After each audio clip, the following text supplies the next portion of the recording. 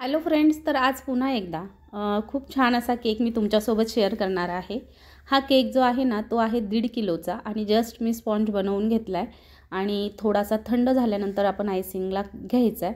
पूर्ण गरम गरम केक आहे त्याच्यामुळे मी लगेच तर त्याला घेणार नाही, पण पूर्ण थंड झाल्यानंतर पहा मी आयसिंगला घेतलेला आहे।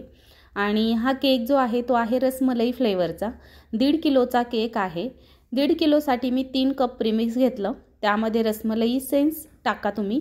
मी मावा इसेन्स माझ्याकडे आहे ते टाकलेलं आहे। तुम्ही रसमलाई इसेन्स नसेल तर मावा इसेन्स यूज केलं तरी चालतं, सेम टेस्ट येते, काहीही फरक पडत नाही फारसा। आणि थोडासा येलो कलर टाकला। 3 कप व्हॅनिला प्रीमिक्स घेतलेला आहे आणि त्यानंतर साधारणतः 8 ते 9 इंचाचं टीन, 8ही इंचाचं चालेल आणि 9ही इंचाचं चालेल, पण मी 9 इंचाच्या टीनमध्ये बेक केला होता आणि खूप छान असा लेयर्स आपल्या रेडी झालेल्या आहेत, तुम्ही बघू शकता। आणखी थोडासा कोमट होता, पण मला हा केक लवकर द्यायचा होता आणि त्यांनी लेटही सांगितलं, त्याच्यामुळे मग मी करायला घेतला होता। म्हटलं सोकिंगनी वगैरे होईल थंड, आणि झाला तो व्यवस्थित, इतकं फारसं काही जास्त हे नाही झालं। तर आता थोडीशी क्रीम घ्यायची आहे आणि ती सुद्धा आपल्याला स्प्रेड करायची आहे। ही ऑर्डर आली होती, जवळचीच होती आमच्या, आणि त्यांनी मला जरा लेट सांगितलं, अगदी 2-3 वाजता सांगितलं असेल आणि 6 वाजता पाहिजे असंही सांगितलं। म्हटलं ठीक आहे। आणि म्हणजे बाळाचा बड्डे होता मुलाचा आणि त्याच्या पप्पांचा मला फोन आला आणि नंतर पुन्हा म्हणजे त्यांच्या ऑर्डर माझ्याकडेच असतात, मोठी फॅमिली आहे। त्यांना असं वाटलं की कोणीतरी घरची ऑर्डर दिली असेल, तर त्यांनी विचारलं, म्हटलं नाही, तर ते बोलले की मग रसमलाई फ्लेवरचा 1.5 किलोचा केक बनवा। म्हटलं ठीक आहे। मग मी स्पॉन्ज वगैरे लावला। लकीली पुन्हा त्यांच्या घरून फोन आला मला की आम्हाला आज बड्डे आहे आणि केक बनवायचा आहे। मला कळलं की हा त्यांच्याच घरचा, म्हणजे आता मला नेहमीच कॉल येतो। मग मी म्हटलं की तुमची ऑर्डर ऑलरेडी आलेली आहे आणि 1.5 किलोचा सांगितलं आहे, तर त्यांनी मला असं सांगितलं की आम्हाला मिकी माऊसचा पाहिजे। तर मी असं बोलली की आता माझे स्पंज लावून झालेले आहेत आणि मी आता नाही करू शकत। मिकी माऊस म्हणजे त्याचे कान वगैरे, मग ते थोड्या वेगळ्या स्पंज बनवायला लागला असता आणि वेळही कमी होता ॲक्च्युली माझ्याकडे, त्यांचा तर खूपच लेट फोन आला। म्हटलं आता नाही होणार, रसमलाई सांगितलं, मी रसमलाईचा देते, जमलं तर माझ्याकडून मी काहीतरी करण्याचा ट्राय करते। आणि केक असं त्यांना बोलले आणि नंतर मग मी बघायला गेले, माझ्याकडे टॉपर्सही होते मिकी माऊसचे। तर ते टॉपर्स म्हणजे जे पेपर टॉपर्स येतात ते, पण तेही मग अवेलेबल नव्हते ऐनवेळी, कारण कुणाला तरी मध्ये दिले असतील किंवा मी केकवरती यूज केले असतील, तर ते नव्हते। बाकी सगळे होते 1760, पण नेमकं तेच नव्हतं।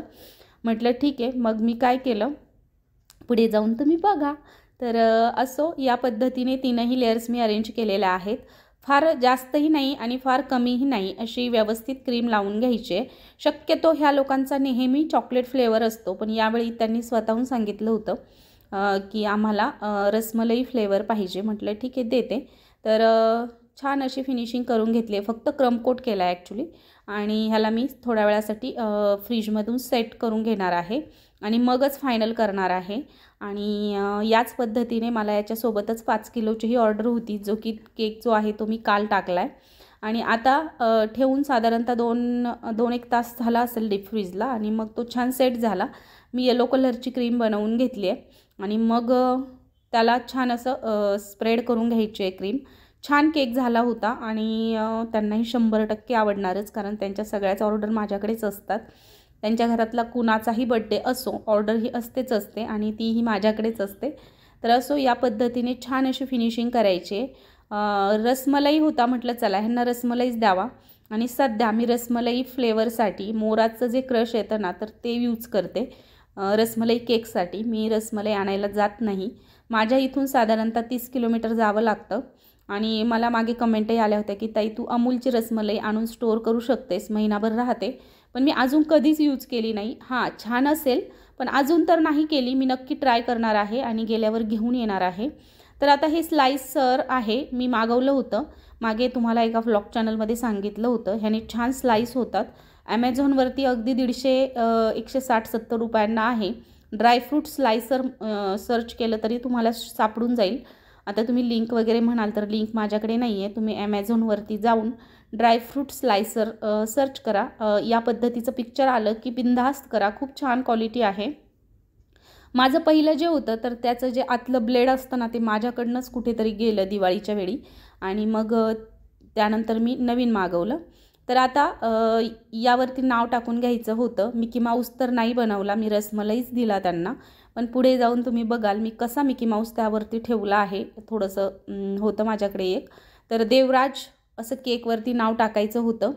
तर देवराज नाव मी टाकून घेतलेलं आहे केकवरती आणि बघू शकता खूप छान असा केक झाला होता आणि त्यांनाही केक आवडणारच 100% मला माहिती आहे. तर देवराज असं नाव मी टाकलं आणि छान असं झालेलं आहे. नाव कशाने टाकता बऱ्याच कमेंट्स येतात. तर मी ब्लॅक जेल यूज करते. ब्लॅक म्हणजे जे चॉकलेट जेल येतं रेडीमेड ते यूज करते आणि बाकीचे डार्क केक जर असतील चॉकलेटचे वगैरे तर त्यावरती व्हाईट जेल यूज करते. छान असा दिसतं. आणि आता वेळ आलेली आहे मिकी माऊसची. तर इथे एक मोठा रोझेट बनवून घेतला आणि एक टॉय होतं माझ्याकडे या पद्धतीचं. तर ते यामध्ये मी इथे लावून दिलेलं आहे आणि हे टॉय मी एकदा मागे आणले होते एका केकसाठी. तर या पद्धतीचं टॉय मी चला म्हटलं त्यांना मिकी माऊसही होईल आणि आपला रसमलाई होईल. तर या पद्धतीने देवराजचा केक मी रेडी करून दिला आहे. होप यू गाईज केक तुम्हाला आवडलाच असेल. आवडला तर नक्की लाईक करा.